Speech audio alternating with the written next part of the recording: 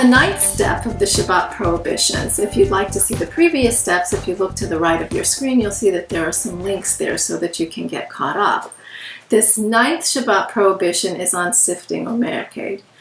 So far we've got into grinding all of the wheat into flour and the herbs into a powder, and now we need to sift them with the sifting device so that we can make the mixtures completely uniform in size. So the process for using a sifter to separate the powder from the lumps is called Merakaid. Any of us who have done any kind of baking know how to sift flour, so we'd be familiar with this concept, but the Shabbat prohibition goes a little bit further than that. So the basic definition is just separating a mixture using a sifting device. This includes any type of strainer, a flour sifter, any kind of a screen strainer, a colander, a filter like a coffee filter, a slotted spoon, or even a tea bag. In an earlier lesson on Borer, we talked about 3 conditions that made selecting permitted on Shabbat. One of them was that we were selecting by hand. The second was that we selected what we desired from the mixture as opposed to what we didn't desire, and that we used it immediately. This does not apply with the separation that's done with Merakaid using a sifting device. When we're selecting by hand, we're doing something that's considered part of the eating process, but a sifter is not something that's part of the eating process. So it would be prohibited to use a colander to drain water from cooked vegetables or from pasta on Shabbat. If you've washed lettuce, it would be prohibited to use a salad spinner in order to remove the water from it on Shabbat. Using a sifter to separate lumps from powdered sugar would be prohibited on Shabbat, but if there are no lumps in the powdered sugar and you would like to sprinkle some powdered sugar on, say, some chocolate brownies, that would be permitted because you're not using it as a sifting device to separate a mixture. When grapes are purchased, they're usually in a bag that has holes in it or a plastic container with holes in it.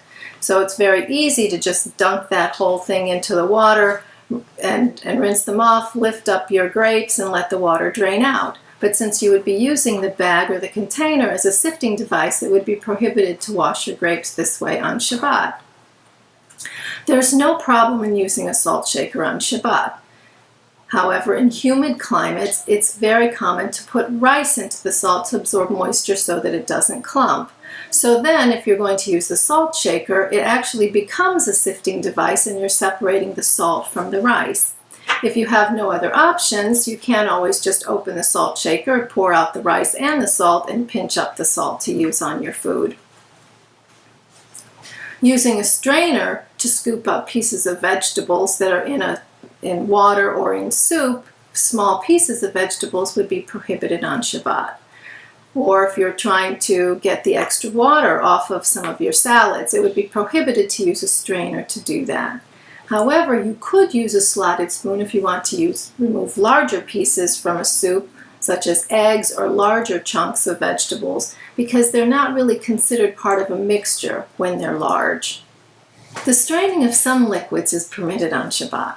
There are screens inside most of our faucets that strain out minor impurities, but since the water in all of our cities is pure enough for us to drink without that strainer, since it doesn't provide any significant improvement, it's permitted for us to leave that in our faucets during Shabbat and to use them.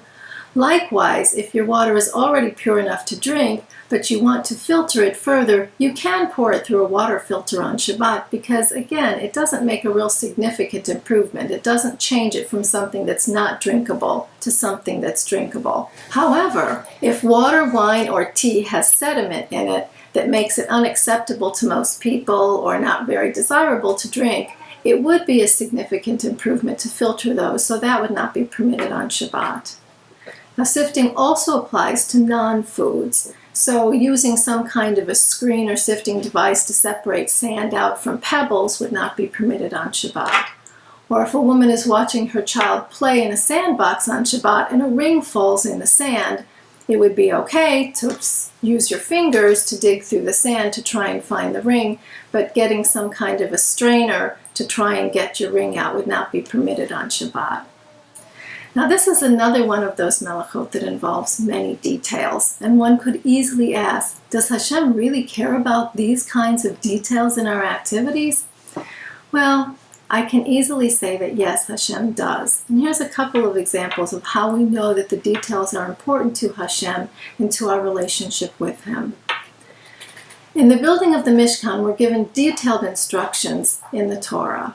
But these details were not even intricate enough, because there are many places in the Torah where Moshe is giving them instructions based on what Hashem actually showed him when he was in the mountain.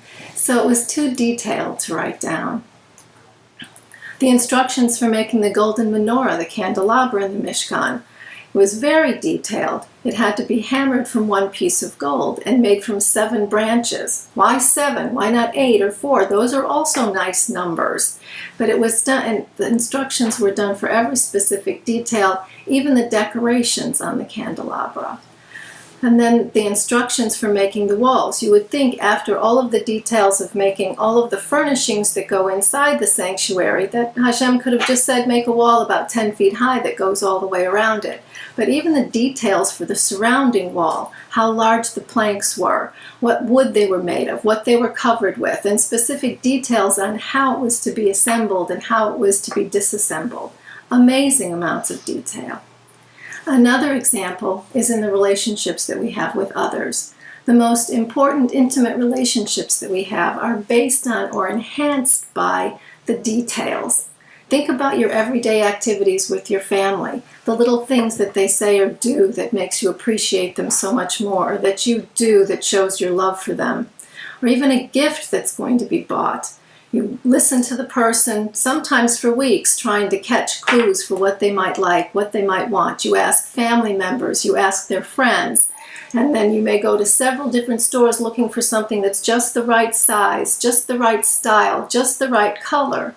And when you receive a gift that has this obvious detail in it, it makes you really appreciate that person more and draw closer to them. So Hashem here has told us what He likes and what kind of details that we can put into our relationship with Him that show how much we love Him and appreciate everything that He's done for us. So continue on your journey and look for more details on the Torch website and YouTube.